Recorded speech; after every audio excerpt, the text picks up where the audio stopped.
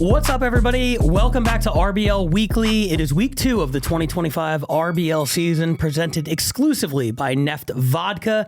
I am the Roast Battle League Commissioner, Pat Barker, joined as always by the creator and host of the Roast Battle, Brian Moses. Man, this new studio, I'm like looking at myself, I'm not liking this. Yeah, there is. If you're self-conscious, this is not the spot to be in. Yeah. Anyway, but it's great. Producer's great. This is great. I just don't like looking at myself, but it's good to be here. It's week 2. Yeah, and we're down in Austin, Texas. We have 2 shows tonight at the Mothership. Let's introduce our special guest, battling on the 8 o'clock show from the Mothership, a member of the world champion Tokyo roster. Wow. Troy Lewis. Hey, what's up? Welcome to the States, man. So you flew in from Tokyo just to do this. You're here for like 2 days and then back. That's right. Yeah, ready to get back already. Why? Yeah. Yeah, man, I miss America, but man, I'm starting to miss Japan. So. Well, you grew up out here. Yeah, not Texas, but yeah, I grew up in America. Yeah, but What part? Maryland. Oh, okay, yeah, definitely not Texas. Yeah, definitely not Japan either. Texas is beautiful though. I love it down here. This is your first time spending time down here? No, I've been to Texas a few times, but first time in Austin. Okay, nice. Did you have any trouble traveling? Like with is customs fucking with you or anything? Nah, customs didn't fuck with me, but I don't like airplanes. I don't like it. I mean, this is a long flight for one battle. Yeah. For a 2-day trip, that's crazy. Yeah, but there's some good TV on the flight, so maybe get back to some. Was watching the Dragon Show, the HBO Dragon Show. House of Dragon? House of Dragon. That shit was fire. I like that. There was some fire involved. Yeah. Actually, a Fire and Ice. Yeah. A song of Fire and Ice. Matthew Broussard had a great tweet the other day where he's like, a long flight is like, I can either watch 3 movies or 16,000 TikToks. I always go for the latter. I never get anything done on the flights. But that's cool that you're here. You're battling at the Mothership. We're going to get into battles in a minute. We're going to watch this week's top 7. But just real quick, what is the reputation of Austin, of the Mothership over in Japan? Is this like a thing? Do people, is it resonating out there? I mean, it's not the same as the States, but the Austin scene, I think everybody who's like follows stand-up comedy kind of knows that there's a lot of shit going on here. It's really cool to be here and like see the different comedians that are in town. It's cool. Yeah. It's going to be great. It's going to be fun tonight, man. I'm excited. My first time meeting Troy. This is, you're a legend. Met your counterpart, Jay Yamaki, obviously. And this is good. I didn't know Troy looked so Japanese, actually. That's what's crazy to me. Like, you're embodying the whole country just in the eye region. Crazy. That's that gas station weed. That's what that is. Oh, my God, Troy, I'm so upset that you did that. You can't do Delta 9 or THCI, whatever it is. These are all jokes. He didn't do any of that. He works for the government. We gotta chill, bro. These are all, it's a comedy podcast. All right, well, let's talk about some comedy. Did you see the Hebrew Israelites take over downtown yesterday? No, I missed that. That was crazy. Yeah, that was here? Yeah. They just kept chanting, "We're going to kill all the white Jews," and I had to get rid of all my white friends I was hanging out with. All comics, like Shane Gillis, got rid of all of them. I was like, "Hey, you guys got to get out of here." Hebrew Israelites here, Kyrie and them. That's a long chant. We're going to kill all the white Jews. They didn't say that. They said we must destroy the enemy. Okay, that's got a little more flow to it. I'm just thinking from the perspective of like, where do you put the clap? Oh my God! You know what's fucked me? All right, so this is messed up. They're in purple and like gold. Like they look like the personification of a Crown Royal bag. Sure. And they're all walking down. But because it's like South by and they're walking down the street, and I'm like, oh, South. This must be like a black frat. I thought it was like Q dogs. You know what I mean? And no, I was like, and we all thought that because it was clapping and like, wait, I was like, oh, they're about to get down, right? And then you listen, marching band, and then you listen closer, you're like, oh, actually, we shouldn't listen to this. We had to get rid of Amy Shanker. Yeah, it was messed up. Man, it's been a while since I came to South by. It sounds like it's gotten way more interesting. It's much more black. It's the blackest I've ever seen Austin at 3 p.m. yesterday. Nice. You don't really get to see it that black and purple. It was messed up. We're rolling out the red carpet for Troy. Oh, man. Yeah. Purple carpet. The Crown Royal bag carpet. Well, what do you say we get into some battles, huh? Week 2, baby. Excited. Now, if you guys watched last week, we said we have this brand new studio in LA, and one of the cool things we get to do, we get to watch all 7 battles in the studio because we don't have anybody chasing us out. We're not using somebody else's studio. Week 2, we're in someone else's studio. So we're back to the old way for 1 week. Still 7 battles this week, but we're only going to watch the top 4 here in the studio. These first 3 we're just going to throw to, and then, won't have a whole lot to talk about, but let's start getting into them. Number 7 this week is the 2025 debut for an American West competitor, Denver. Denver's going to pick up 1 point here in week 2. This came from their first event of the year. This is Liv Carter versus Ashley NG. Here it is. You're battling Ashley here. Do you have a reason for this? This is not a good woman. This is a mean lady. You're not a good woman either, Liv.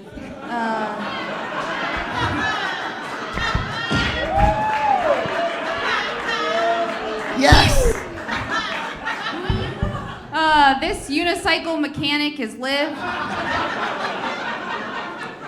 Liv is a trans man from Mississippi, a state with one of the worst education systems in the country. Yeah, it's so bad that for Liv to even spell Mississippi, he has to go M-I-S-S-I-S-S. I wish I had a PPI.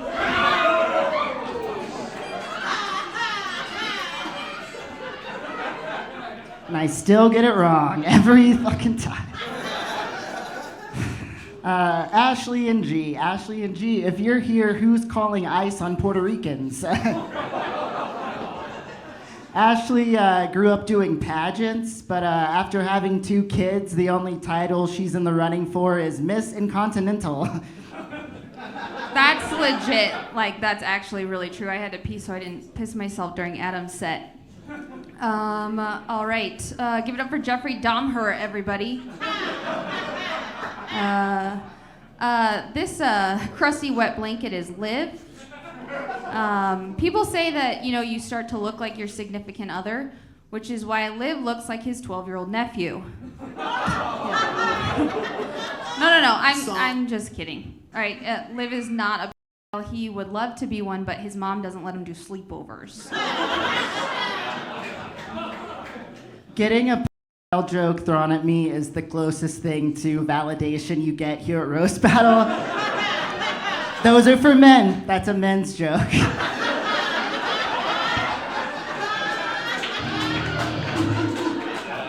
Hell yeah, brothers.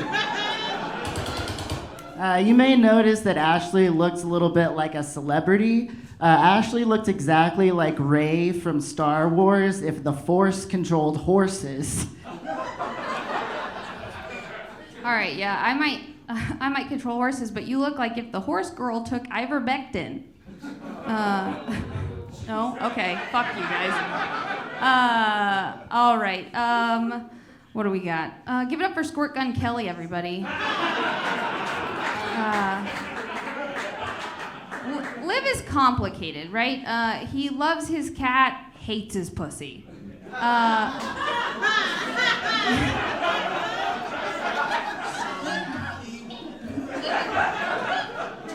Liv is kind of like a phishing email. You can tell that there's something off about him, but you can't pinpoint it until he's fucked you. Well, my cat died, and I saw that. I'm so sorry. my pussy's on the way out, so.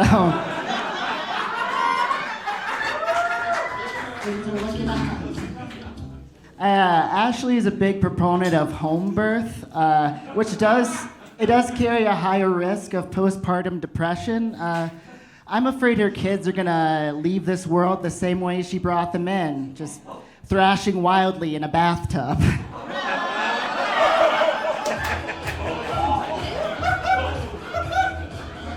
Jesus. This deconstructed ham sandwich is Liv. Liv actually was in a pretty serious scooter accident a few years ago. And afterwards, he decided to start taking testosterone so he could finally learn how to drive. Don't drink any money, guys. Made my jawline stronger. Ashley is a big baker, loves baking. She takes real good care of her sourdough starter. Sourdough starter is, of course, what her husband calls foreplay. It's supposed to smell like that. That's the hooch. That's why both of her kids were born with a crispy breadcrumb coating. So. I'm sorry. I love all the research that you've done. That's like, I just like really appreciate it. Not a lot of men are like that. She's not a nice lady, you guys. This sexy little altar boy is Liv. Liv's dad is a pastor, actually, and I have to say, Liv, he is not disappointed you're a man. He is disappointed you're so gay about it.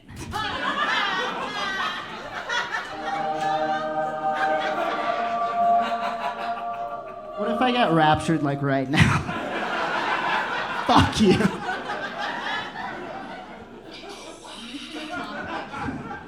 Honestly, I feel bad for Ashley. Like, she had to go through like 2 traumatic births and then come back from comedy maternity leave and do this roast battle against me and really come to terms with the fact that there are men with tighter pussies than her. That was Liv Carter versus Ashley NG. We didn't see the battle here. It was fun, had its ups and downs. Liv is a trans battler. I think our only male trans battler. We have a few. No, Ryer. Oh yeah. Ryer cameraman. Yeah. True. That's it. Yeah. Troy, you didn't see the battle. What are your thoughts on the trans community generally? Oh my God, dude. I'm fucking around with. What an ambush! We bring Troy in here. We're like, what do you think about gas station weed and killing the trans community? He's like, America's kind of turned up. He's like, I might move back. Yeah. I was there live for that battle, actually. Oh, that's right. I was telling you about this one. Yeah. Ashley finally had her baby after 24 months. Mm-hmm. Didn't bring it. Haven't met this baby yet. I've only met outside of the baby, not an actual physical baby yet. But she had it, and that's really the highlight of that battle for me. I think it's 2 different babies. Is it really? Well, we were out there early 2023. She was about to pop Right. for the championship. And then she just had another baby. I don't think she was pregnant for 2 years. I thought that was the same kid. That's crazy, Ashley. You thought? I just thought she was pregnant this whole time. Jesus Christ. I was like, I've known you for 2 years now. How are you still pregnant? It's wild. Anyway, so she had the baby. Yeah. And she battled it. and the next baby, yeah. My favorite joke of the battle was Liv's closer, where he said something like, you just had like another baby. Like, how does it feel to come back to the comedy scene and realize there are men here with tighter pussies than you? Oh, that brought the house down. That's insane. Yeah. Now, Liv is, I think I was trying to tell you about, I was like, there's a battler out in Denver that just beat Ashley and G. And it's probably one of Ashley's better battles I've seen live. And it was a really, really, really good battle. Like, she had really strong jokes, but Liv, man, I was like, okay, that's a battle that we have to watch now. Yeah. Liv is definitely a battle that we should watch. So watch Liv, everybody. Definitely. He's really good. Liv is great. Denver is great. They pick up a point and get on the board. And now we move to the number 6 battle of the week.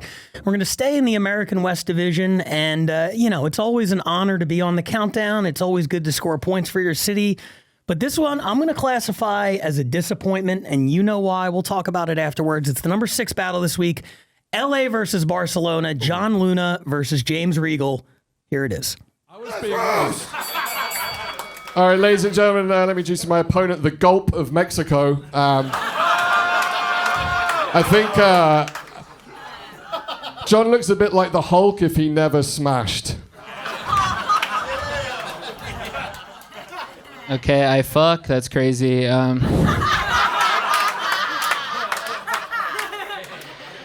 James is British, but he moved to Spain because the age of consent was 13. Yeah, he thought FC Barcelona stood for fucking children.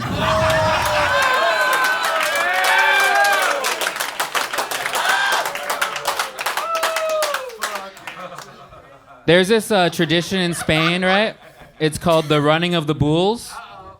But there is a lesser known tradition that young girls partake in called the running from James. I might have fucked A minor, but everyone you've got on top of B flat.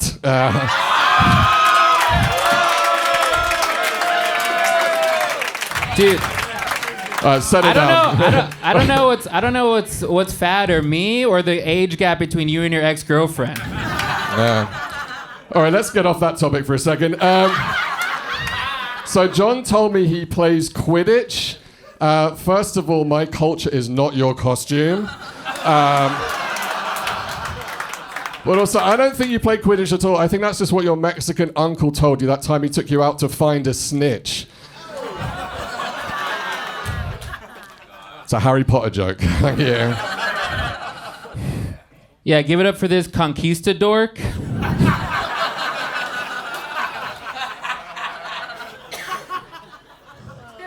James is old.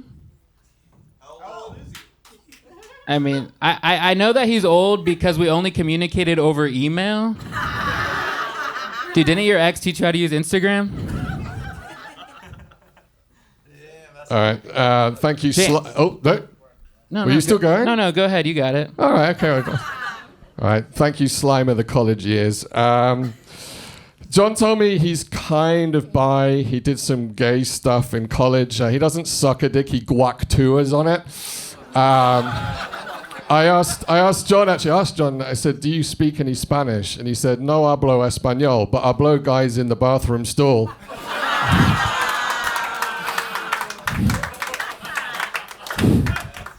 That was a good one, Lin-Manuel. Here are your Miranda rights.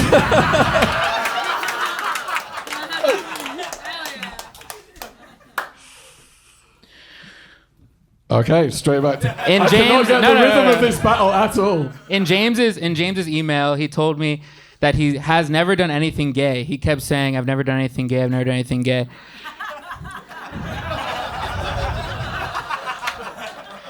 But then he told me that he has a tattoo that's a quote, and the quote is from the director of Moulin Rouge, which is definitely gay. And the quote is, a life lived in fear is a life half lived, which is crazy for a guy who is living in fear of coming out of the closet.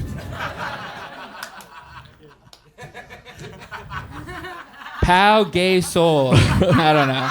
I had to say it. How gay, you know. All right, yeah.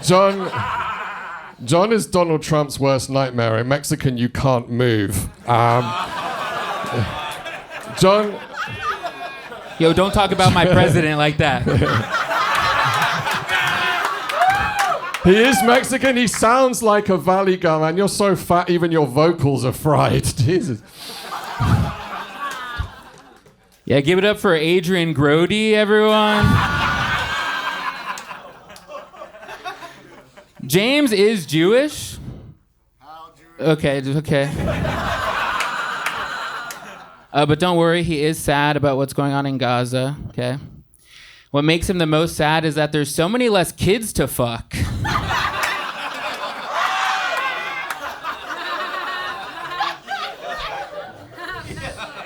Political. From the river to the sea is the size of John's waistband. So, John told me he has a genetic skin condition which a lot of people find really repulsive, and apparently it's not that he's brown. He has psoriasis. I really wish he wasn't covering it up right now. It would have been much funnier, but go. There we go. I'm taking medicine. The hell? Oh, that was it? Yeah. Oh, sorry. Like his women, James got into Bitcoin early. He sold all of his Bitcoin in 2019 to pay for his wedding with his ex-wife, and then she cheated on him with a bunch of sailors. And the worst part is he wasn't able to give his girlfriend the quinceañera that she deserved.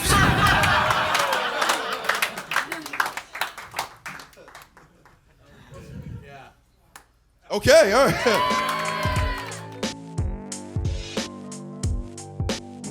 So that was the number 6 battle this week. John Luna, James Regal, another one you were in the room for. We were both there. We both judged. John Luna picked up the win in overtime. Full disclosure, the cut of the battle I got did not include that overtime. So what you guys saw did not have the entire picture in there, but it was enough for you to get the idea. Awkward. You guys don't need to see that overtime for James. Yes. Yeah. we're protecting him. Yes, we are. Accidentally. I wanted the overtime, but That's me.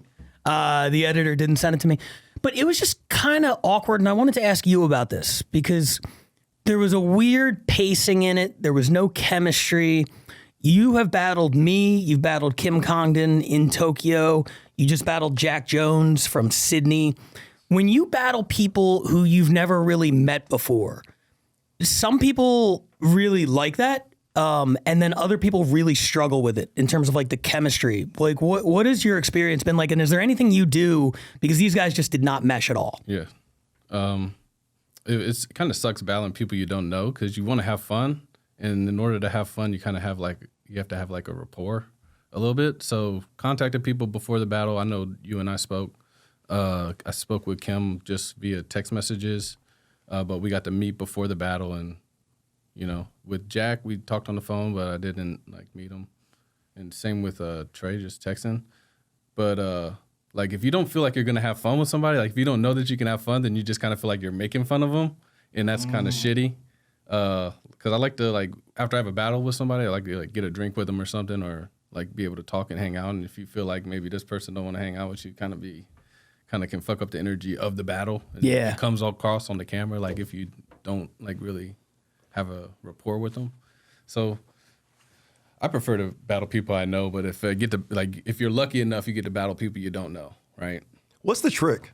I mean, as a guy who hasn't done it, like, what is the trick when you battle somebody you don't know? I mean, obviously I've seen them, and in the beginning stages of this format, it was hard to see people who didn't know each other battle, especially like out of towners. Of like it's Troy and Pat. Yeah. Maybe in like year 3 we do this. Like we didn't know what we were doing. It was always bad, Yeah. and now they've gotten a lot better. And I think two of the things. One thing that I learned from Jeff Ross and one thing that I learned from Troy, actually. Jeff was big on back in the, like when you guys did the Montreal tournaments, getting everybody together for a dinner ahead of time. Smart. So they could all kind of like meet each other personally and hang out. And I know we do that when I go to Tokyo. JJ takes us all out and we all hang out together, which is nice. And John and James didn't meet until like right before they went on stage. Oh, wow. Like John wasn't even there early for like check-in, or like he was in a different part of the building or whatever. So they barely like met in person right before they went up. But the thing that you did that I loved is we exchanged info, and I gave him what I thought was all like the juicy shit, right? Like all the stuff that everybody makes fun of. And then he was sending me questions back like, what are your 3 favorite candy bars? Where did you go to high school? And I'm like, dude, if you think you can make a joke about this, by all means. And then he did. Then he had a couple of great jokes about things that nobody had ever touched on before. So I think that is something that you did very well, which is like, I don't know this person, so let me do research and find out things that I would only know if I did know them. Right. You know? Right. And tell jokes about shit I like, you know what I mean? Yeah. At the same time, so it's like kind of, I can still have fun. And then also making sure people see you laugh, like the person you're roasting, make sure they see you laughing, that you're not like, trying to take them down or some shit. Right. It provides lubrication, right? They say that with like audiences. If they start laughing, it provides lubrication, so you can riff and do better material kind of a thing, or dig some better material out. What were his favorite, his top 3 candy bars? I don't remember. There was some Reese's in there for sure. Maybe like a Take 5 or something. It was Take 5. I've been getting off of the sugar recently, so The sugar. I'm trying to. That's how you know. Yeah, exactly. It was Take 5. Yeah. The Hershey's, the cookies and cream, whatever that bar is. Dang, you dug deep. All right. Yeah. Yeah, I don't do mainstream. I'm like a candy hipster. Yeah, you. I get the green tea Kit Kats. Yeah. I brought back honestly 20 bags of Kit Kats last time I was in Japan, only to find out that they have like Japanese markets in LA that sell them, and I'm like smuggling them through customs like a psycho. All right, let's keep it moving right now so we can get to the top 4, and because we do have 2 shows tonight that we got to get to the club for. So this one right here, I wish you guys could see this battle, because the ranking committee has expanded this year, and this was the most polarizing one to me. I thought this was a top 3 battle for sure. It was unranked on a number of ballots. People seem to either really like it or really not like it, and it ends up coming in 5 as a result. It's a championship match from Manchester, 2025 debut for Manchester. Their champion, Charlie Ashton, going against Scotland's Jack Traynor with the Manchester belt on the line. I thought it was great. Other people, not so much. You judge for yourself. It's number 5 this week. Here it is.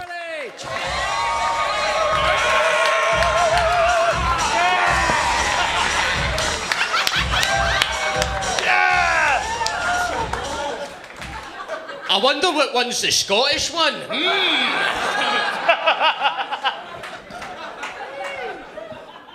do you want to do? Will I go first? You go first? I'll go first. You gotta unlock your phone first, you pussy. This is Jack Traynor. Middle name, sexually disgraced football. Jack Traynor, more like Jack trains dogs to lick peanut butter out of his arsehole. Jack looks like something you'd pull out of an orangutan's plug hole. And ironically, it was his dad's inability to pull out of an orangutan that led to him being here today.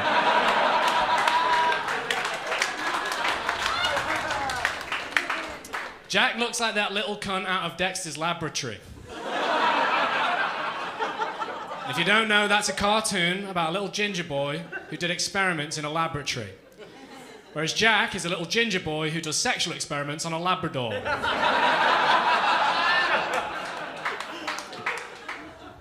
This curly-headed fuck is Charlie. He likes dogs, baby. And a lot like Charlie, he's usually in the bathroom all over another man's face. And a lot like Charlie, I'd rather see him crushed up and put in a bag. Charlie Ashton, more like Charlie Gaston, because he's a massive pussy. I was worried about doing this roast because I realised when we stood next to each other we looked like a straight-to-DVD stoner film.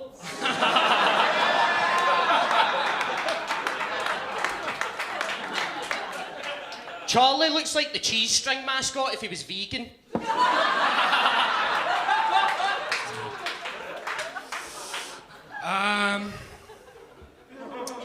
Jack looks like a redneck E.T. He's got sort of that little belly and that disgusting finger. More like E.T., phone Homeland Security. We got some Mexicans up here and they're eating dogs. I'll admit, that's not the best one. But when Jack was a boy, his mother fell for a pyramid scheme. Which meant whenever he wanted to breastfeed, he had to find 2 other people to breastfeed off him. Fairly easy. He was raised a Catholic. Yeah, here you go. Charlie failed a course at a Scottish university. I'm from there. How is that even possible, lad? That's one up from getting kicked out of clown school for not being able to loud enough. But to be fair, Charlie has kept in touch with his time in Scotland by continuing to go to the same barber as Susan Boyle.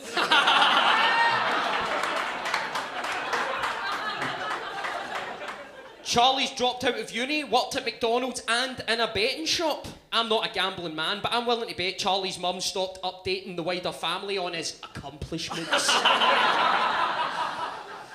Charlie looks like Jesse Eisenberg if he was cast in Schindler's List.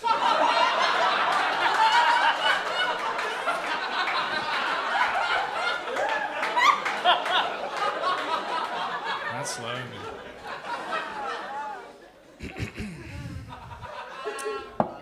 Jack's from Scotland. Sure, you can tell. A very rich country, full of culture, which... She's already laughing at that. Where are you from? No, we're not doing this. It's a roast battle, don't do crowd work. Jack's from Scotland, rich culture, you know, which means you may take his life, but you'll never stop him from kissing his dad on the lips. Jack, shut the fuck up. Jack was recently dropped by his agent. But that means his comedy career is disintegrating faster than a Boeing 747 over the Scottish town of Lockerbie. Are you coming at me? Jack's jokes land about as well as an aeroplane engine through the ceiling of a living room. Go fuck yourselves. Oh, is anyone offended? Sorry, mate, you go ahead. Charlie lives with a greyhound. Not the pet, that's just what we call his old doggish mum. I've never seen someone who looks more like they work in a cine world.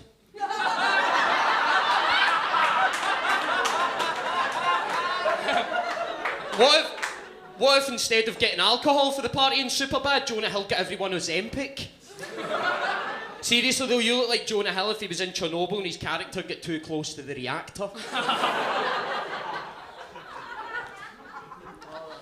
Jack told me that he smoked meth once by accident. And he smoked meth on purpose every time after that. Fool me once. Fool me once and I'll do it till I die! Jack once lost... well, not once. Anyway. Sorry, that meth's really gone to my head, mate. Jack told me he lost his virginity at 18. I don't believe it. I think he's more likely to lose his foreskin in a game of Hungry Hungry Hippos. Jack wasn't even born. Jack just appeared, crawling outside of a bin after a homeless man masturbated in the bin outside a clinic. Yeah?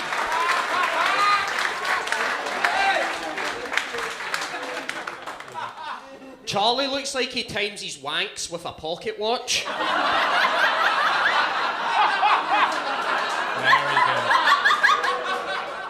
good. No personal best there. Charlie looks like he has a life deficiency. Charlie's hair looks like it's made up of all the rolled pubes he's collected in his mouth working the toilets in the gay village. I heard it was just called the village before he moved in. He's the leading cause in gentrification. Rough with that one. Thank God I don't live here. It's quite homophobic, actually, mate. You've got gay friends. Would they be proud? Definitely not of us doing this now. Jack studied abroad. He got a scholarship to study abroad in China, studying Mandarin, which is the worst thing to happen to Chinese students since Tiananmen Square.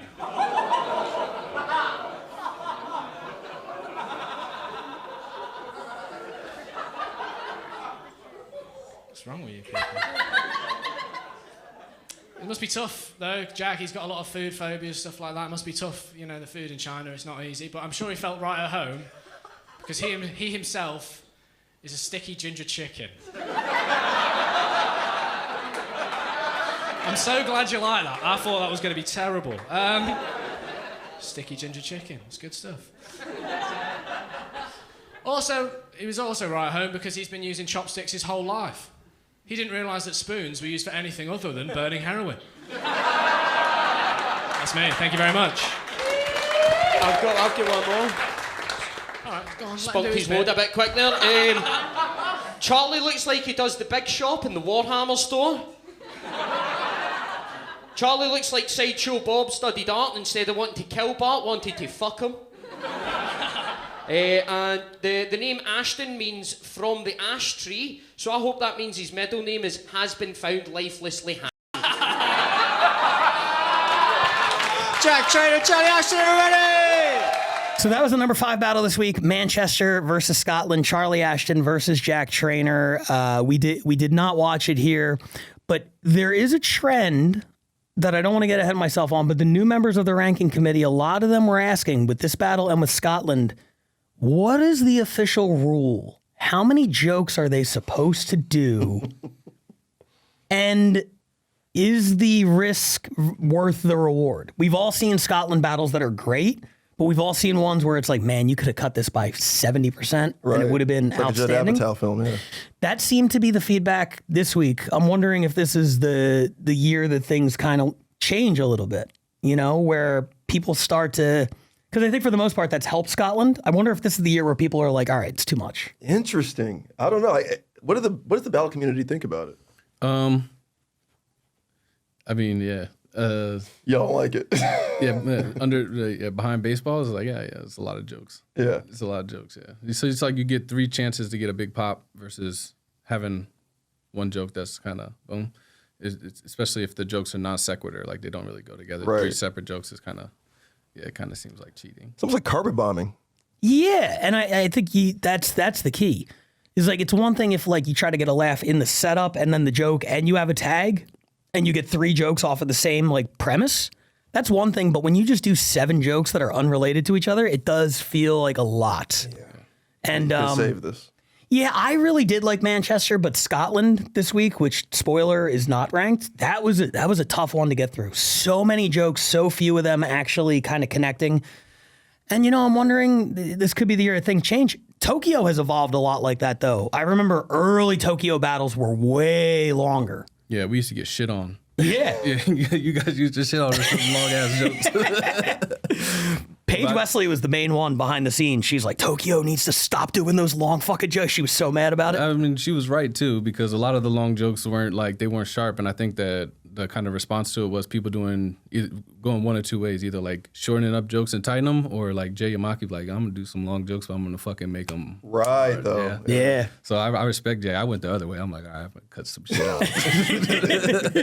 Yeah, Jay takes long walks, but they do pay off. Yeah. Sometimes you're like, all right, man, I really hope this pays off, because this is gonna hurt for all of us. If we walk off this cliff, there's no water here. You know what I mean?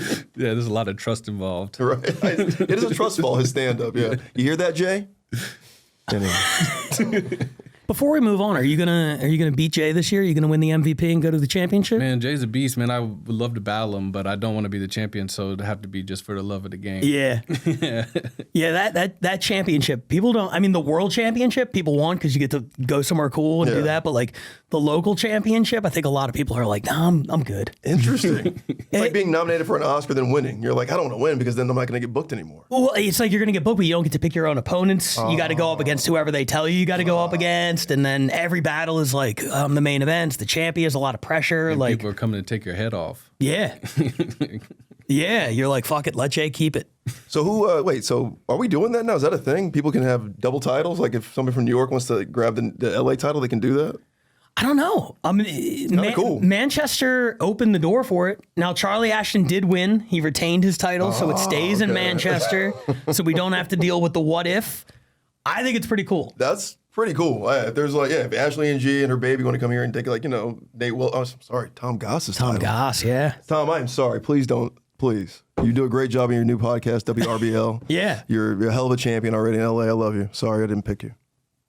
Yeah, dude, my fantasy team is fucking your fantasy team up. We'll talk about it later. Let's actually watch some battles here in the studio. We'll keep it moving and go to number 4 right now. And this one comes to us from Chicago. Last season, Chicago rode their tournament at the start of the season to an early lead over New York. They're putting up big points again this year with the same strategy. So we're going to jump into this battle right now. It's number 4, a tournament battle from Chicago. This is AJ Litig versus Hannah Beck. Here it is. Hey, one more time for Rose Battle Chicago. And for Jeff Ross for being here. Hi. Hell yeah. This is Hannah Beck. Hannah looks like a trans waitress at medieval times. Hannah's pronouns are they, thou.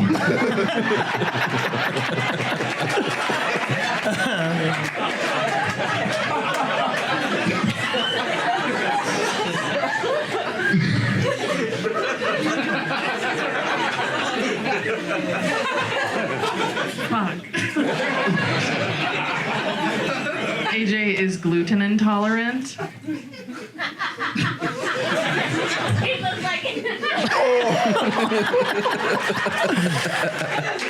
AJ is gluten intolerant. His other intolerances include dairy and women who didn't get the art of the Joker movie. I can't take that from the woman that had her sexual awakening while churning butter. I just can't. Hannah, in all seriousness, dresses like this because she was raised in a cult. She was the golden cow they worshipped. I can't take that from someone with the face of a Mormon missionary. Oh, yeah.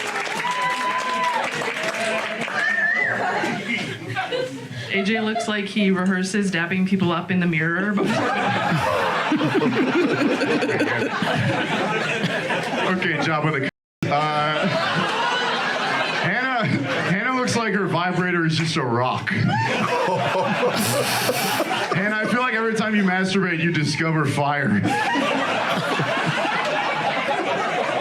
I put a lot of work in. AJ wouldn't know a lot about work. He still can't find a job after they killed DEI.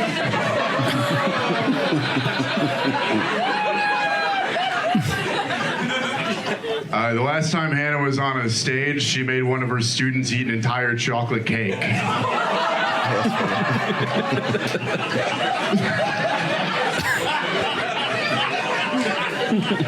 Trunch Bowl, you guys get the, yeah, come on, it's pretty fun. AJ is a TikToker. AJ is a TikToker with a podcast mic. He hasn't gone viral yet, but his HPV is pulling Joe Rogan numbers. Last joke. Hannah is the second hottest girl on Farmers Only. The first is the goat that Kat gave Femi. Oh, that's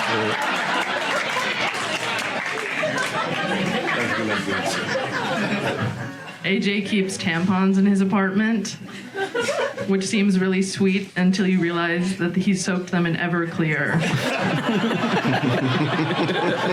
Yo, I keep tampons in my apartment. Hannah tracks her period with a sundial. All right, that's the roast. Give it up for them, everybody. All right. Number 4 battle this week. Picking up points for Brian's fantasy team. Congratulations, man. Get me on the board, AJ. That's my boy. And picking up 4 points for Chicago. Before we get into it, what's the chocolate cake joke? I didn't get the reference at all. Matilda? Matilda. Oh, all right. Was it Matilda? Mm-hmm. That's what I thought, yeah. Everybody got it except for me, so I'm like, I gotta maybe on the flight back. Gotta brush up on your Matilda. Yeah, apparently. Great battle. AJ, we've seen a whole bunch. This was my first time seeing Hannah, a rookie this year. She moves on to the Elite 8 of the tournament. Whoa. AJ lost that? AJ lost that. Chicago. I don't know what you're doing out here. Wow. She had great jokes, though. I mean, for a rook, that was really good because AJ is a monster at this. Obviously, I picked him, Hannah. How dare you beat my young Hitler Youth guy? But both very funny. I mean, he came out of the gates with that the trans waitress at medieval times. I mean, and pronouns are they, thou. That was great. I just thought that whole thing of like he was just kind of edging and not really going too hard on her, kind of a thing. Like just talking about her. Not really even the essence, but it really was just like, you look like you're not from this era. And it just leaned into it. I thought it was really impressive. But Hannah had some hard jokes for him too, though. She did. What'd you think? Yeah, I think it's like shout out to AJ. Like, it's super hard, coming out and doing all your jokes about a woman's appearance, right? And Yeah. you really killed it with that rustic vibe. You nailed that. But You really did. She has some great jokes too. She also kind of hit on his essence of she kind of fuckboyed him. Yeah. Yeah, definitely. It doesn't help when the crowd's getting on you too. Like, you do look like you have a lactose intolerance. Gluten allergy, yeah. You do look like a pussy. He does look like that. Yeah. Beta male. Chicago off to a great start, and with the wild card being added this year, 3 of the 4 are gonna LA, the Bay, Chicago, and New York, and you can never count out Austin. Only 3 of those 5 are going to make it. I think it's really interesting. I think it adds like an extra element to the playoffs to have a third team get in there. I'm excited you actually finally added that wild card. I've been waiting for this. This is really going to spice that thing up because it sucks to always see the Bay Area or whoever is behind. I mean, they didn't even come in second last year? No, Austin ended up passing the Bay in the West. I just want to make sure you guys knew that Bay Area. Yeah, third. Anyway, so yeah, usually, better, cities like Austin or Chicago or Denver, anything besides the Bay Area, I'm saying, like, they have a shot and they should probably, anyway. Yeah. But what we proved last year is anybody can come out of anywhere and win it. Tokyo taking home the title. Crazy run. Yeah. Crazy run. What did you think about that? I talked to Pat about it. I told Jay too. I was like, when you get there, you're probably going to win because it's in England and you're British and no one else is. He tried to play that off like it was a disadvantage. And then also Jay is, he's great. Yeah. He's really good at it too. Yeah. He's one of the ones. It was so funny. He's like, no, I used to gig like 2 hours from here. That's not the same. I'm like, everybody here, you sound like them. Thank you. It doesn't matter. That's all I was saying. Like, they're not going to understand Nate or Jack. And I was right. Yeah. But he did beat Andrew Manning though, which is the only one to date to do it. That's true. So shout out to Andrew. Maybe more to come on him later in the show. Shout out to Champ. We keep mentioning Jay Yamaki. Let's just keep talking about him. He's great. Yeah. Yeah, he is. How does it when he's over there, when he wins, are you jealous? Are you bitter? Or are you like, was there like a sense of like team? Did you feel, because if you weren't doing what you did, he wouldn't have been over there. Yeah, so when I was watching the finals, I was driving to work at like 4 a.m. or something. I just had my phone playing the YouTube video. And like I'm a big Jack Traynor fan, so he's battling Jack. I'm like, oh, this is, it's going to be a good battle. But when he said the joke about him, the only thing he does doggy style is piss. I was like, oh shit.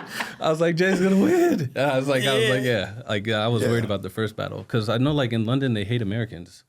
Like they pretend they don't, but they hate Americans. So I was like, yeah, if you make it to the finals, like Jay makes it to the finals, he's gonna win. Oh. So that's like kind of that was my thought behind it. I was like, okay, so it's gonna be in London, so either Jack or Jay's gonna win. And I was like, Jay, just focus. Like I told him, like don't have any doubts, just focus. And after there was a couple of jokes. It was the dog peeing joke and the one where you called him Chucky from the Rugrats. Yeah. I was like, oh shit, Jay's gonna be the champ, man. He was on fire that battle. Yeah, man. He was on fire that whole night.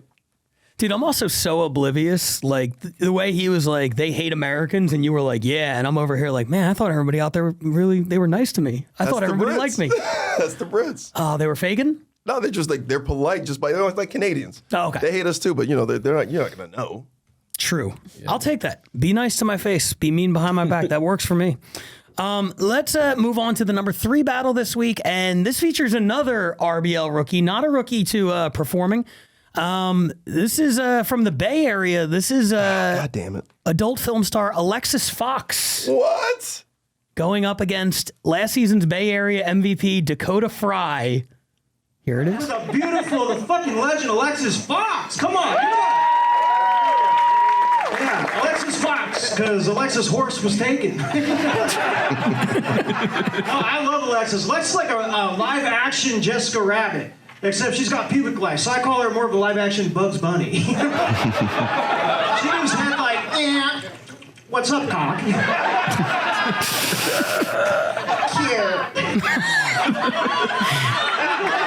So dismissive. I'm just wondering, how the fuck are you 25 but still look twice my age? Dakota looks like he's selling bootleg DVDs of mine outside his trunk of his car. The car that he lives in. Oh, yeah. Alexis is 50 years old. Her career in porn has really aged her. Like, for example, she was always getting stuck in the dryer, so now she has wrinkles. She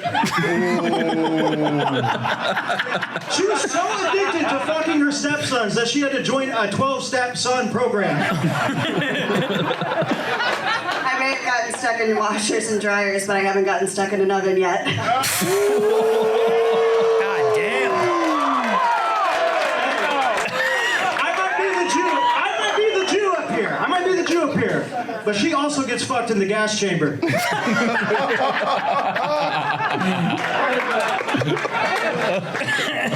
It's true, I do fuck a lot. Surprise. So yeah, I may have a really high body count. However, it's your people that has a much higher body count than mine. What are we, 6 million? Jesus Christ. Hell yeah. That was a 14-inch joke I took to the face. Hey, clap it up for Alexis. She served our country in the Air Force. Give it up for her. Yeah, she served in the Air Force, so she spent a lot of time in hangars. And if Trump outlaws abortion, hangars are going to spend a lot of time in Alexis. They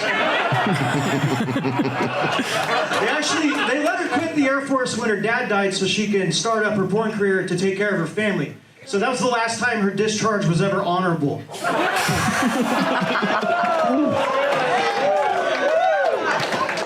Your mother should have used a hanger. She tried. That's why I'm like this. Let's keep it going for Dakota, who looks like a gay porn director right now. You know, I am a fan of trains, and I was so surprised that you weren't a fan of trains at all, because I thought you were so autistic that you would be showing your mini collection. Oh, man.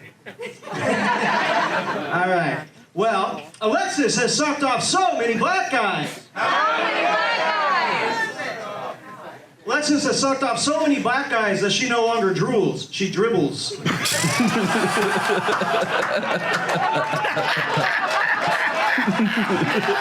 King Coach. She prefers if they ride in the back of the bang bus. Jesus. She like Huge melons.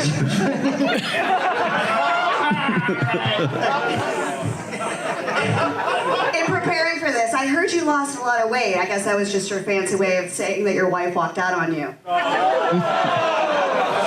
I did find really humorous that your ex-wife and I have something really in common. We both like to fuck black guys and let you watch. You guys are mean for that.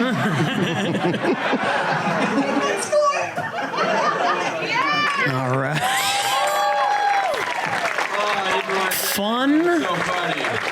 Fun battle. Number 3 this week. Alexis, I thought for a first time of like, and this isn't somebody who has like stand-up experience. It's not like, oh, I've been doing stand-up for years and I'm just going to battle. This is somebody like just jumping into the lion's den and battling. I thought she did a great job. The oven rebuttal was crazy, but Dakota Fry was just on another level. Like, I think you could show that to the Crown Royal protesters and they'd be like, man, maybe we got this one wrong. This dude's actually pretty cool. I thought he was outstanding and great chemistry, really fun, like energy. What'd you think? Dude, I'm a big Dakota Fry fan. I love what they're doing in the Bay Area, man. But his whole energy is just all that. It's just, he's like a boss up there. That was amazing. Yeah. He's just the creativity hitting all the different angles and like the what I love that he does is he'll take a topic and find the one word that makes it work as a joke, like getting stuck in dryers and wrinkles and serving in the Air Force and hangers and drooling and dribbling. Like he's really, really good at finding the one term that makes it work as a joke. I think that's very, very impressive. What are your thoughts on the battle as a whole? I was there for this, and that's one of my favorite judges there, Alexis Fox.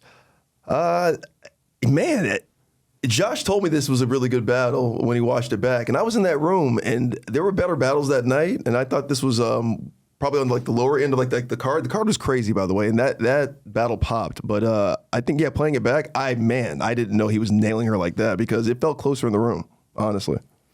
Yeah, well, I mean, if there were better battles than that, the Bay Area is in a really good position to start the season because with this, they take the lead over LA in the West. LA in that 6th spot this week, Bay coming in 3rd.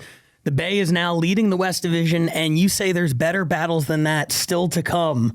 Starting the season with Roast Fest was, it seems like a gamble that's going to pay off. I take back everything I said earlier in this episode, Bay Area. You're the best. You're not going to get a wild card. Hopefully LA gets the wild card. Fuck you, LA. Fair. Let's go to another city now for number 2 that I don't think anybody would have expected to be in any sort of hunt, be it the division or the wild card. This battle might change your mind a little bit. Is Australia? No. All right. 6 points this week to a city that I don't believe had 15 points the entire season last year. I'm talking about Atlanta. What? We are about to see the best battle in the short history of Roast Battle Atlanta. We talked about how Josh Means started off the season with Roast Fest. Atlanta did something really smart. They said, who are our 2 best battlers? Let's throw them out there on opening day and see what happens. The result, an incredible battle. Number 2 this week, it's Shelley Gruenberg, the reigning MVP, against Tamar Ruben. Here it is. All right, Shelley Gruenberg, Tamar Ruben, let's roast. Oh, Tamar, you dick breath, short torso, man-handed gargoyle. Tamar actually has pierced nipples. Which is cool, because they're like little knockers on the door she's shaped like, you know?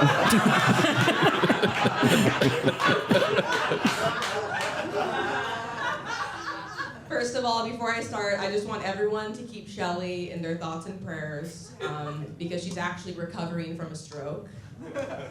I assume, why else would she talk like that? Shelley's actually very innovative with her fashion. During the winter, she just takes her long-ass tits and uses it as a scarf. And she can wrap it around her neck 8, 9, 10 times. It is... It's true, I actually am recovering from a stroke. Stroking Tamar's dad's cock all night long.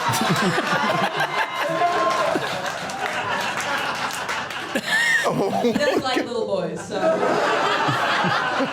Why does he hate you?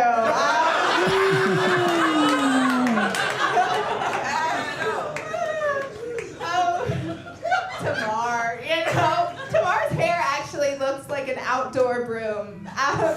And her vagina looks like an indoor mop. Oh my God. It's crazy. When I look at you, I do just think about my pussy. So Gray. I go gray. Shelley always has this look on her face like she just shit her pants and she's trying to play it cool. But Shelley's had 5 concussions, which is a lot, but not enough to explain why you act like this. Do you think they weren't laughing harder because they were looking for an Adam's apple on you? Wow. Shelley is cooking. Jesus. Tamar loves to wear Doc Martens. And I just hope whoever Dr. Martin is, he's a psychiatrist that also does BBLs. Damn. If I had an Adam's apple, I'd be a guy, and that means Shelley would be doing anything for me right now. Shelley actually has an avocado allergy. Avocado is what she calls mainstream success and long-lasting friendships. An avocado will send her into the hospital, but asking anyone a question would literally kill her. She's a bad friend. Oh, Tamar, you horse-faced slut. Oh no, don't be mad, don't be mad. Easy, girl.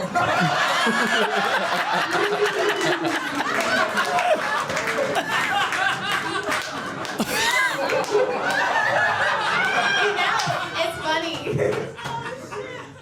Lauren is actually Tamar's middle name. It's short for luring men into back alleys and giving them toothy, dry heads. All right, last jokes. No, it's not. It is. Oh. Fun fact, that's the first time Shelley's ever bought a piece of fruit. Oh, that's right. Don't ask me, ask the foot that she's gonna lose very soon. Last joke? Yes. Shelley and I have both been rich, but you can kind of tell more with her. God damn. And I would never victim blame or anything, but look how she dresses. I would want to rip those clothes off too. It's crazy though, because I got because I'm really pretty. And Tamar got because I wasn't available. Oh my God. It's true. Shelley was the hottest 9-year-old. All right, give it up for that rose. Wow. Wow. I don't know what the #1 battle is. That's one of the best things I've ever seen. Right? That's crazy. Right? That's crazy. What I just saw. I was blown away. Man, all of it. The apple and the titties, hiding an apple in there. But, by the way, the invention of a new joke structure when Shelley was like, "Do you think they weren't laughing harder because they were looking for your Adam's apple?" Like the delivery on that was wild. And then the back and forth at the end there with the battle. Yeah. The battle. My God, I'm just Tamar, Ruben, Shelley, Gruenberg. I mean, hats off, round of applause. Yeah, it's like all of it, standing ovation. That's my battle of the year right now. I know it's week 2, but those jokes, the way that Shelley might be my new favorite battler because she's got this delivery thing she does. She writes a hell of a joke, and her performance in this is like, I've never seen anybody perform that well. That's not playing a character, even like that's just who she is. Yeah. And then Tamar kind of like, walking down her character like it through joke form. That's so impressive what they were doing. Yeah. Like taking away everything essence-wise of her and her still leaning into like, yeah, but I'm better than you. And it was just like, I've never seen anything like that. That was a lot of fun. That felt like Keith Carey, Pat Barker to me. I mean, it was I still one more battle to come this week. I know. Which I'm going to be curious to get your thoughts afterwards on whether or not the committee got it right. What did you think about this one? Dude, I hope to see a lot more from Atlanta. At least. Like, that was amazing. That Shelley girl, the little Barbie outfit, she was crushing her, man. It's always weird seeing, like, two women kind of go at each other's bodies. But it's always a bad sign when a woman like reaches into her shirt to take something out of her breast. It happened to me against Kim Congdon. Like when you see a girl reach into her shirt, you're just like, oh shit. Only in roast battle can that be a bad thing. Yeah. Any other context, it's like, oh, this is what the fuck is this is about to be great. There? She had an apple in there. No idea. I know. Then you got to go back and watch. It's like the Sixth Sense. You got to rewind, like knowing about the apple the whole time and being like, they got to look for clues. She just does all the things you're not supposed to do in roast battle. Yeah. Long setups, jokes like on paper you may not think they're great. She just like Jay Yamaki does, like they do these long walks and they always seem to pay off. Yeah. And I can't say enough about Shelley Gruenberg and Tamar Ruben. I thought Shelley was like knocking her out, and then that back half of that battle with Tamar, man. Yeah. My God, dude. I'm blown away. Gruenberg, Jack McBrayer with the pussy. That's crazy. Shelley Gruenberg goes to 9-0 in her RBL career, second best record behind only Dan Nolan, who is 10-0 going into tonight, putting that undefeated record on the line. Shelley is, simply put, one of the best battlers in the world. I think it's undeniable. Yeah. I'm curious to see what Atlanta does, because last year they kind of didn't get it until halfway through the season. They didn't have a guy who was like the main guy who was in charge of like booking and, was aware of the league and everything. They kind of figured it out halfway through. This year they come out, they're like, we're starting with our best battle. It seems like they have way more of a plan this year. If they can keep up, obviously that's like another level, but if they can get anywhere near that level, I think they're gonna potentially be in the wild card race. I really do. Damn. That's high praise. Yeah. Cleveland, where you at? Whew. Cleveland has their work cut out for them this year. Unless they're the number one battle this week. And guess what? They're not. It's time for the number one battle this week. And it's New York. It's the guy we were talking about earlier. It's Andrew Manning. This is a 3-round battle. Their tournament finals. This just happened. They run the tournament mostly in the offseason, but the finals happens in the opening week.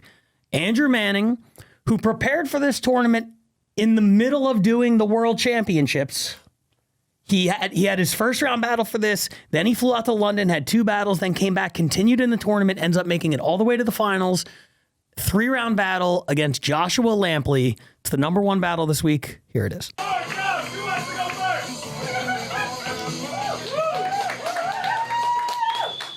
Okay. Yeah, the smoke's good for cameras. And the lighter fluid, we're all gonna die. It's good. This battle, if you can see us, looks like 2 guys fighting over an unattended drink. But Josh won because he can throw roofies with a perfect spiral. Speaking of sports, Josh wanted to be a sports journalist because he already has that thing the NFL players get, domestic violence charges. Andrew grew up a fat Palestinian child. Weren't those the good old days? When Palestinian children could be fat? Miss those days. You're Palestinian.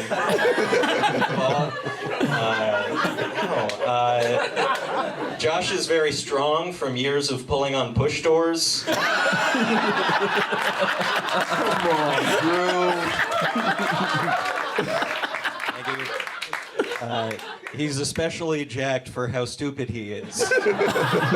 He's too worried about getting gains in the gym, but not brains in the him. They both start with PU. Give me a break, all right? Andrew is unemployed, which is crazy, because you look employed. In fact, I could have sworn you were in Doge. Shouldn't you be firing anyone who's black or gay right now? Your jokes end with PU. Shit stinks. Ladies, you may recognize Josh from just before blacking out. Josh seems like he bought the Kama Sutra just because it was the only adult picture book. Oh my God. Andrew went to community college because he loves dumb women with low self-esteem. But then he dropped out when he realized how old they all were. And they have opinions. Ew. Josh works in advertising. Maybe that's why after 5 seconds, people skipped his YouTube special. Josh makes TV commercials, and they're a lot like his act. It's something you have to get through to see the rest of the show. Andrew's dad was a mechanical engineer, so he wasn't around a lot. But I'll tell you who was around. Andrew's little fat ass. He was around as hell. Round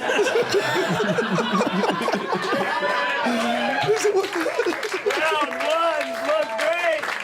Okay, so that's round one. Now we'll skip to round two. 4 jokes in a row.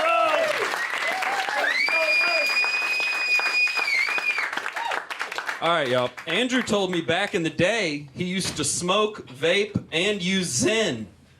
So I guess he used to be fucking awesome? I don't know. What else did you used to do? Rip guitar solos and eat pussies 2 at a time? 2 at a time. Bring back the old cool fat Andrew. That's what I'm saying. Andrew has a stay-at-home mom and a homeless brother. Damn, does anyone work in your family?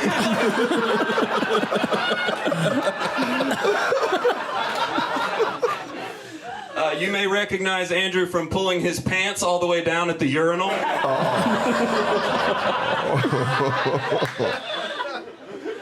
Andrew actually told me he's passionate about woodworking. Pause. But maybe you should get into regular working too, or you're gonna end up like your dead homeless brother. Come on. Jesus Christ. Woodworking, more like should working. Get a job, guy. Just reading. I got one more, sorry. I can't count. Give it up for the only straight guy in the prep commercial. This is true. Andrew once had sex with a mentally challenged woman. Her biggest challenge was finding his clitoris. Nicely done, Josh. I might have done 5, actually. I don't know. Whoops. You're kidding me. You can't count? I really can't. I really can't. This battle looks like when you see an actor with the real life guy he played. Josh is the guy on the Special Olympics lacrosse team who you like think doesn't belong until he talks. He's killing all game, and then after he's like, man, I didn't get a single butterfly.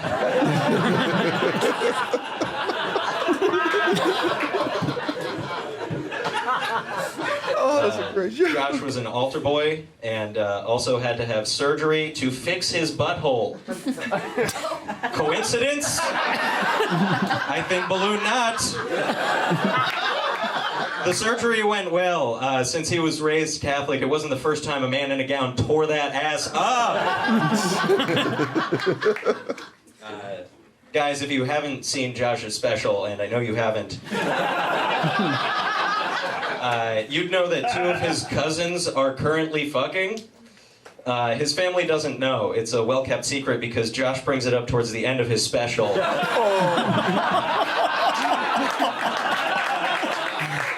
And they didn't watch it either. If you have any passwords you want to keep safe, you can hire Josh to make a special about it. Oh my God. Josh had butthole surgery because his colon collapsed under the weight of his uncle. His ass is fine now, though. As we saw with his special, he has no problem producing a huge piece of shit.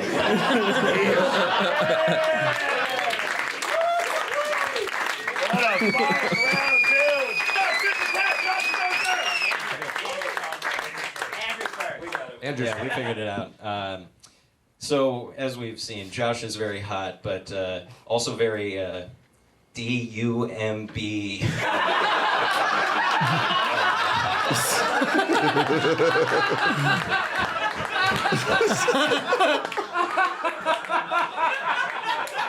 Like,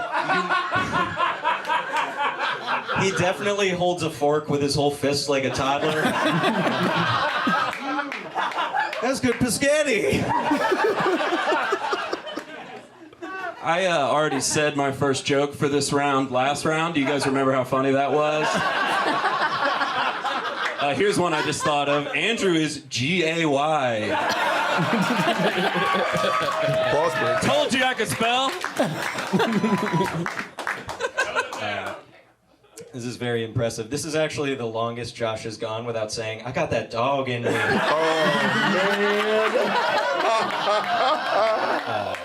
Josh does yoga. His favorite move is stretching 5 minutes of material into a YouTube special.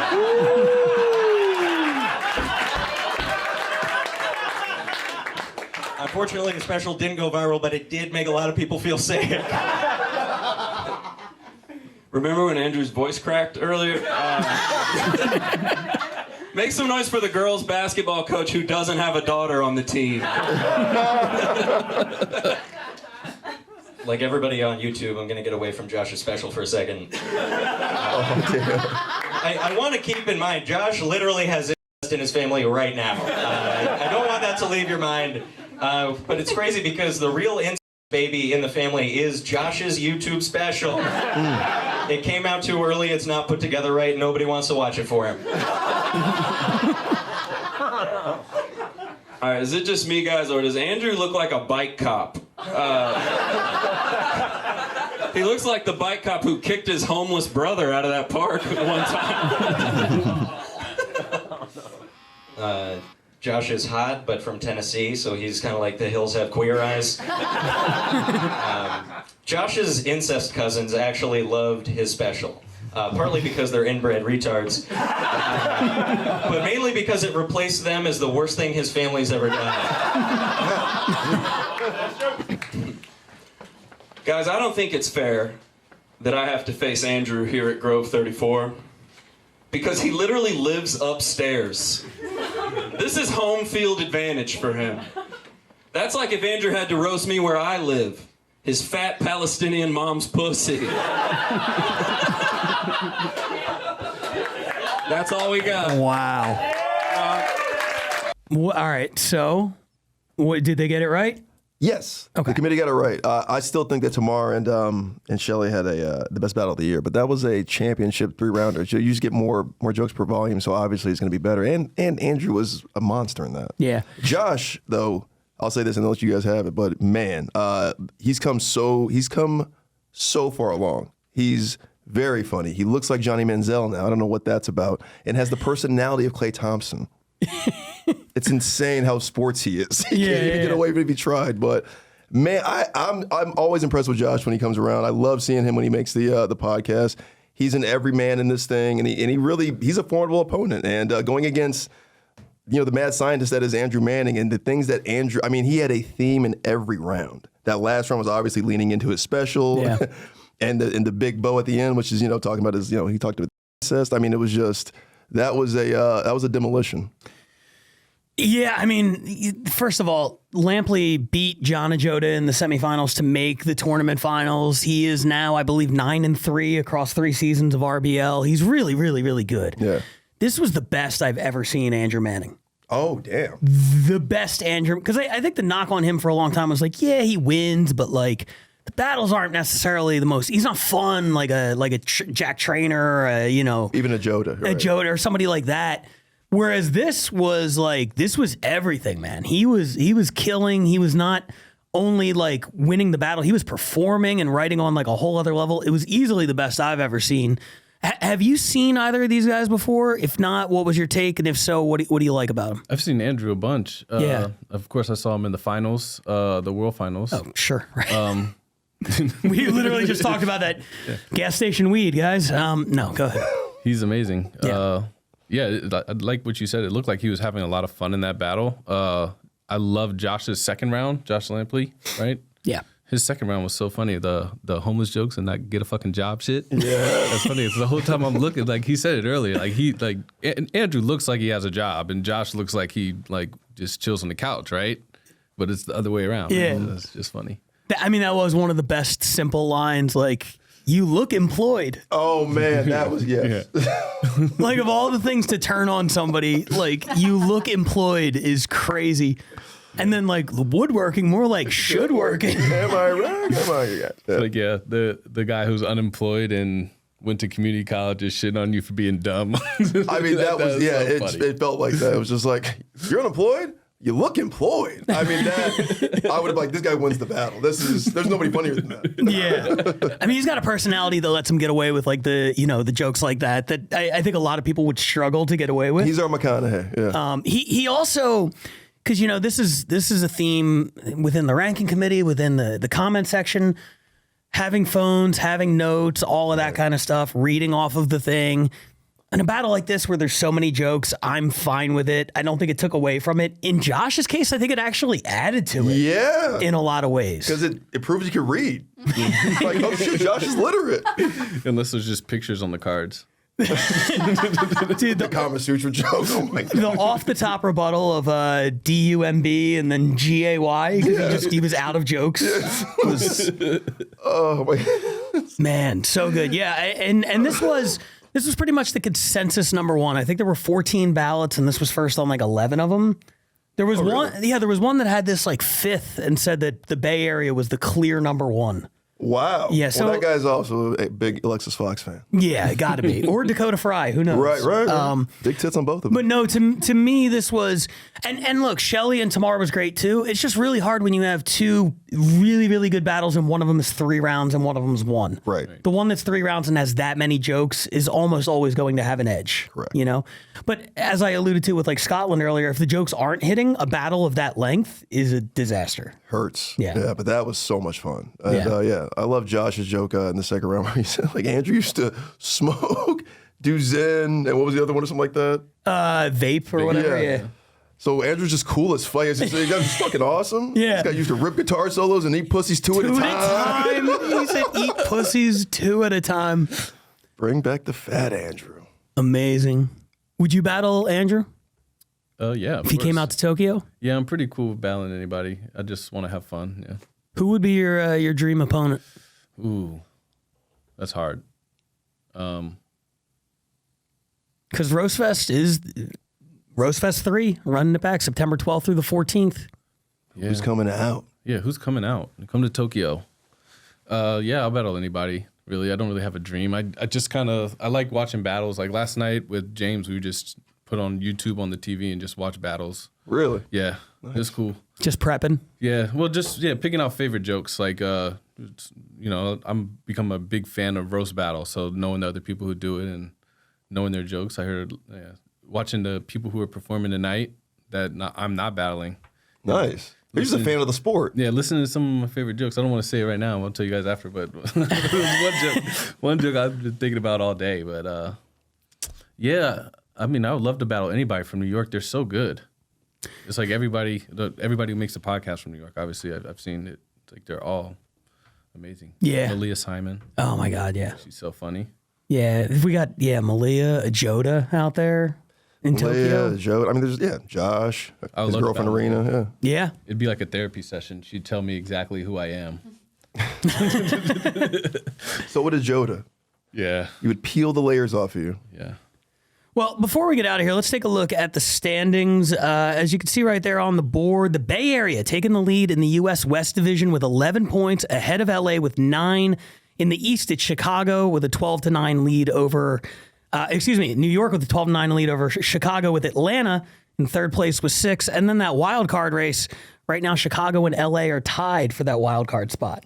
All right, Chicago. Internationally, Tokyo still leading the International East despite not being on this week. Damn. Barcelona still leading the West.